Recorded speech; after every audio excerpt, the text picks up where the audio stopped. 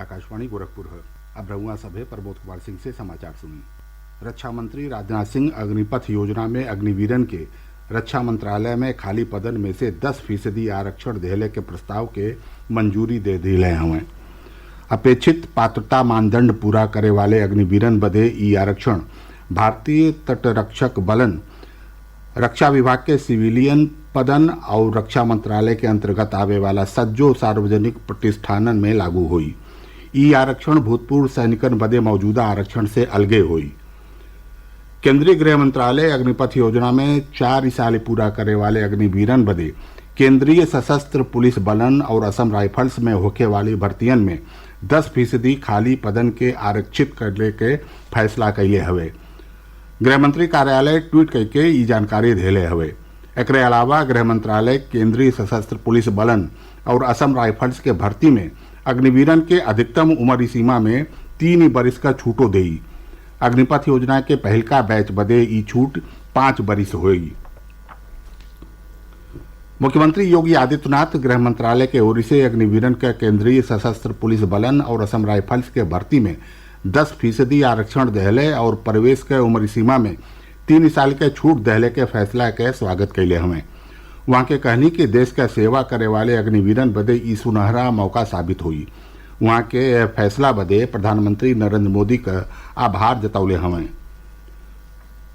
रक्षा मंत्री राजनाथ सिंह कहले हमें कि कुछ लोग अग्निवीर योजना के बारे में भरम फैलौले के कोशिश कर रहा हमें। वहाँ के कहनी कि केंद्र सरकार पूरहर विचार विमर्श के बादे ई योजना लागू कैले हवे।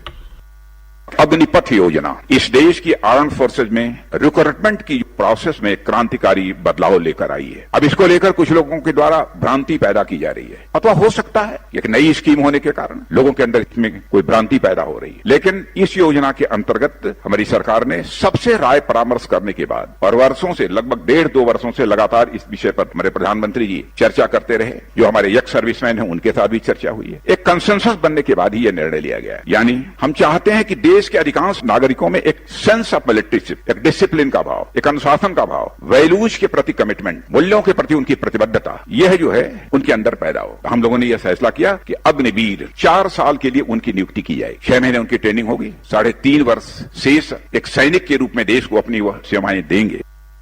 उत्तर प्रदेश माध्यमिक शिक्षा परिषद हाई स्कूल और इंटरमीडिएट का परीक्षा परिणाम जारी कर दिले हवे। बरिस 88.18% छात्र छात्रा लोग हाई स्कूल के परीक्षा में पास भइल हवे।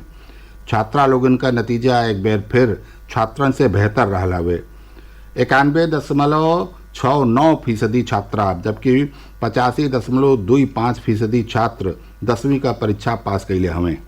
कानपुर का छात्र प्रिंस पटेल सबसे बेसी 97.67% नंबर पाके हाई स्कूल के बोर्ड परीक्षा में पहलका जगह हासिल कैले हमें। मुरादाबाद का संस्कृति ठाकुर और कानपुर का किरण कुशवाहा क्रमशः दूसरका और तीसरका जगह पर रहली। वहीं इंटरमीडिएट के परीक्षा में फतेहपुर का दिव्यांशी टॉप कैले हैं। उन्हें 95.40% नंबर मिलल हवे।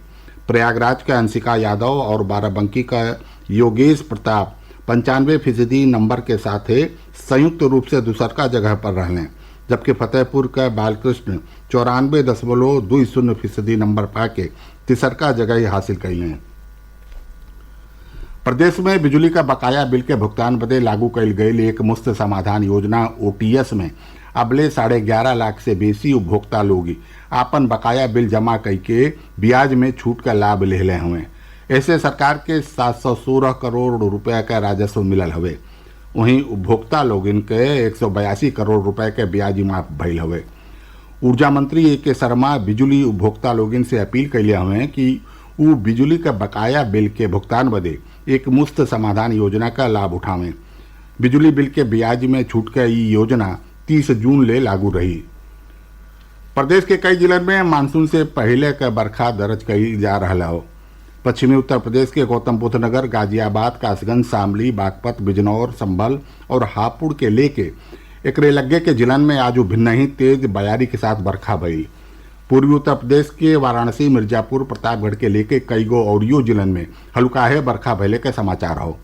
वहीं गोरखपुर, कुशीनगर, बस्ती, सिद्धार्थनगर और एकरे लग्गे के जिलन में आज दिन भर बादरन का आवाजाही बनल रहे जौने से तापमान में गिरावट दर्ज कल गई और लोगन के गर्मी से राहत मिलल।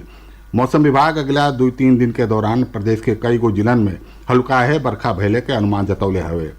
एक साथ ही समाचार पूरा भइल। नमस्कार।